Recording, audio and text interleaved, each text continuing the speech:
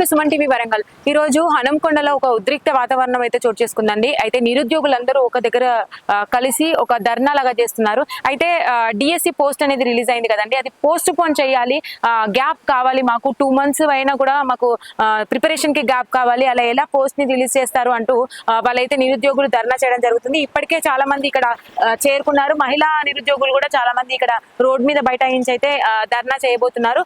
వారిని అడిగి వాళ్ళ మాటలు తెలుసుకుందాం, అసలు దేని గురించి వాళ్ళు ABSF అనే బోర్డు ని ఒకటి వాళ్ళు ఇక్కడ చూపిస్తూ ధర్నా చేస్తున్నారు. ఒక్కసారి అయితే వాళ్ళ మాటలో తెలుసుకుందాము, వాళ్ళు ఏం కోరుకుంటున్నారు ఏంటి అనేది. నా పేరు మోతీలాల్ నాయక్. నేను గత 1 year నుండి కంటిన్యూగా లైబ్రరీలో చదువుతున్నాను. అయితే గత ప్రభుత్వం 6-7 సంవత్సరాలు డిఎస్సి వేయకుండా విద్యార్థి జీవితాలతో చలగాటం ఆడుకుంది. అయితే మేము కొత్త గవర్నమెంట్ ని ఎన్నుకున్నాం. రేవంత్ రెడ్డి అన్న ఏమన్నారంటే, రావడంతో 25,000 టీచర్లతో మెగా డిఎస్సి చేస్తానని చెప్పారు. మరి ఇప్పటి వరకు దాని ఎలాంటి స్పందన లేదు. 6,000 మాత్రమే కలిపాడు. 5+ అంటే 5,000 నుండి 6,000 11,000 నోటిఫికేషన్ మాత్రమే ఇవ్వడం జరిగింది. మరి ఇప్పుడు కొత్తగా ఎన్నికైనటువంటి నవ్యాంధ్రప్రదేశ్ ముఖ్యమంత్రి Chandrababu Naidu 17,000 teacher notification release చేయబోతున్నారు. మరి తెలంగాణకి కంపారిజన్ చేసుకుంటే ఏపీకి మనకంటే ముందంజలో ఉంది ఏపీ. మరి రేవంత్ రెడ్డి గారు దయచేసి మీరు కనువిప్పండి. మీ యొక్క ఫ్యాన్స్ గా నేను మాట్లాడుతున్నా. మీకోసం చాలా కష్టపడ్డా. నేను కాంగ్రెస్ పార్టీ అంటే నాకు చాలా పిచ్చి. నేను యశస్విని రెడ్డిని ముందు నిలబడి గెలిపించాను నేను. మరి మా జీవితంతో ఆడుకోకండి.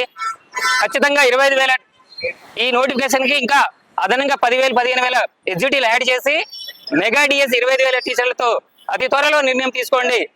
అదే విధంగా గ్రూప్ 2 నోటిఫికేషన్ 2,000 వేయాలి. గ్రూప్ 3 నోటిఫికేషన్ లో 3,000 వేకెన్సీ చూపించాలి. అదర కొత్త నోటిఫికేషన్లు రిలీజ్ చేయాలి. మీరు అన్న మాట ప్రకారం 2 లక్షల ఉద్యోగాలు భర్తీ చేస్తామని అన్నారు. ఆల్రెడీ ప్రారంభిస్తానన్నారు. మీరు త్వరలో ప్రారంభించి మాకు వాయిదా వేస్తూ భారీ నోటిఫికేషన్ ఇవ్వాలని కోరుకుంటున్నాం. గౌరవనీయులైనటువంటి ముఖ్యమంత్రి గారికి నేను ఒకటే విన్నవించుకుంటున్నా, డిఎస్సి ఎగ్జామ్ ను వెంటనే వాయిదా వేయాలి. ఎందుకంటే కొత్తగా టెట్ పాస్ అయినటువంటి వాళ్ళకు సమయం లేదు. వాళ్ళకు ఒక 2 నెలల సమయం ఇస్తే ప్రిపేర్ అవ్వడానికి ఉంటది.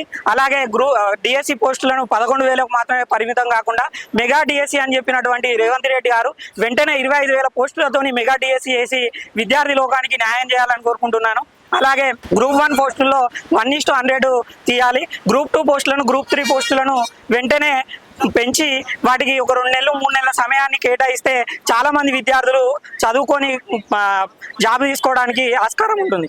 అలాగే తెలంగాణ కాంగ్రెస్ ప్రభుత్వం అనేటువంటి అధికారంలో రావడానికి ముఖ్యంగా పాత్ర పోషించినటువంటి వాళ్ళు విద్యార్థులు బస్సు యాత్ర చేసి అప్పుడు ఉన్నటువంటి బీఆర్ఎస్ ప్రభుత్వాన్ని బొందబెట్టి కాంగ్రెస్ ప్రభుత్వాన్ని గద్దెనెక్కించాలన్న సంకల్పంతో కాంగ్రెస్ ను గద్దెనెక్కించారు. కానీ కాంగ్రెస్ ప్రభుత్వం చేపట్టినటువంటి రేవంత్ రెడ్డి గారు నిరుద్యోగుల పట్ల ఇంత కూడా కనికరం లేకుండా ఇష్టానుసారంగా ప్రవర్తించడం అనేటువంటిది సరైనటువంటి పద్ధతి కాదని తెలియజేస్తున్నాను.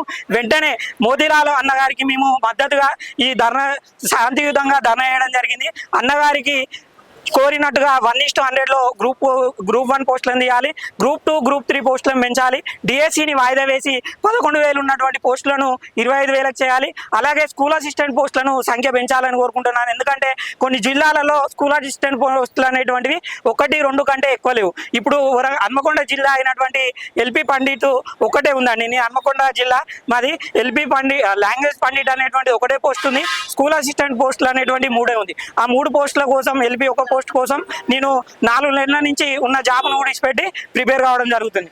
ఇవన్నీ దృష్టిలో పెట్టుకొని రేవంత్ రెడ్డి గారికి విన్నవించుకున్నది ఒకటే అండి, వెంటనే డిఎస్సి పోస్టులను పెంచండి.